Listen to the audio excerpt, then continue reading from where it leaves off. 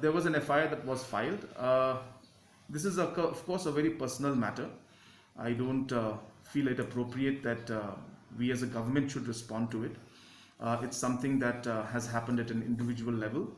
And from our side and as a government, the only thing we can ensure and assure is that law will take its own course. We will ensure that there is proper investigation that takes place. We will ensure that the truth comes out with proper investigation, and that there is no influence or no pressure from anywhere to in any way affect the investigation process. That's the only thing that the government can say from its side.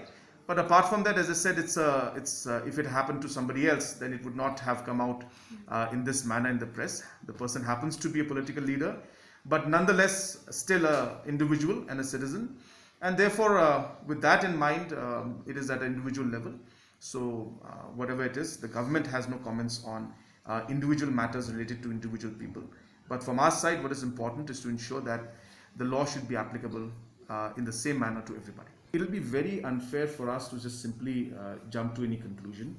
It will be appropriate for us to ensure that we are fair to everybody in this. That includes both the people concerned.